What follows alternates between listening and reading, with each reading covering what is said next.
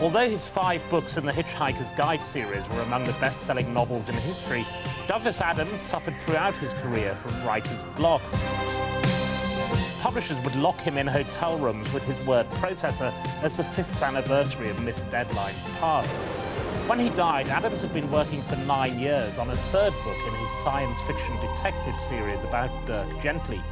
Sections from that unfinished novel, The Salmon of Doubt, provide the bulk and the title of this posthumous collection, fattened out with speeches, magazine articles and emails.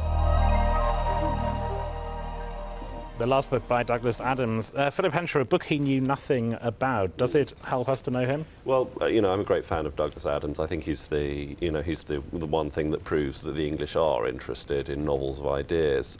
This is not really a book that any author would be pleased to see appear under his name. It's very sad. I mean, there are interesting things in it, but it is scraps, bits and pieces.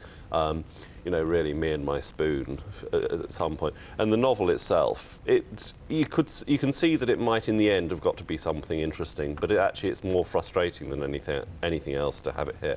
I mean, I would buy this book. I would buy anything that Douglas Adams wrote, but it's sad not to have it more complete. Natasha, it's a rather odd project. It builds up as a kind of ad hoc autobiography and also an account which psychologists will study, I think, of writer's block. So in that sense, it's a very sad book to read. It is quite a sad book to read, and I think it is I think it's very sad. I mean, I did feel that only a real fan would really appreciate this book, so I was interested that even Philip didn't find that much in it, because unless you really are in love with Douglas Adams, I can't see you finding that much in it. Certainly with the unfinished novel, I mean, it's deeply disappointing to have something like that in there, especially from a writer that was clearly a perfectionist. I mean, all you get is bits that don't really hang together. They must have hung together in some way in his head, so it's awful to have these scraps. I mean, there are some funny things in there that were kind of, there's some sweet things that would stay with you, but what I didn't like was sometimes the way it dropped into just that absolutely nerdish element of Douglas Adams' work. His endless sort of things about his computer or just making a cup of tea or something, these desperately sort of laboured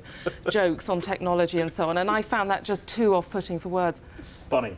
Well, all I can say is I echo what both of them saying, and I hope to God nobody raids my hard drive after I shuffle off this mortal coil, because I wouldn't want them to publish stuff that I hadn't said yes to. Philip, it does raise a question, doesn't it? This is going to arise, that given you can't in the end get anything off a hard disk, writers are going to leave more and more behind. I mean, if they use computers, but it becomes quite a big ethical question. You are suggesting that this book should not have been published. Well, no, I think probably it was going to be published in the end. But I think that anyone picking it up should just read it, knowing that he did not want this to be published. I don't think it would be fair to pass any judgment at all on Douglas Adams on the basis of this. You can say that he's still a lovely comic writer. I mean, there are some things in here that one will giggle at and remember. I mean, even if they've been printed elsewhere, things about irrational traffic laws or, sort of funny stories about a guy that he thinks is pinching his biscuits at a station. I mean, there are these lovely little moments. You can say, well, this is a good thing. I think it's unfair to use it in any way to denigrate. But let's not forget Franz Kafka. I mean, this is no Kafka, but if he had, if he listened to him, we would never have had him. It contains, this may seem a small claim, but it contains the funniest email ever written, I think, which is when Disney are not responding to his phone calls. And so he lists 50 numbers, including his parents' house, restaurants he occasionally goes to. This is an inspiration to disgruntled writers. Yes, I thought it was almost worth it for that email. It should have just been that. And the moral of the book is don't get messed up with Hollywood, really, because they destroyed him. Yes. The Salmon of Doubt is a Macmillan hardback. Thank you to Bonnie Greer, Natasha Walter and Philip Hensher. Newsnight Review will be back next Friday at 11 with subjects including a new exhibition of Picasso and Matisse and Sean Penn in the film I Am Sam. Information and your chance to answer back can be found at our website bbc.co.uk/Newsnight. But now back to Martha.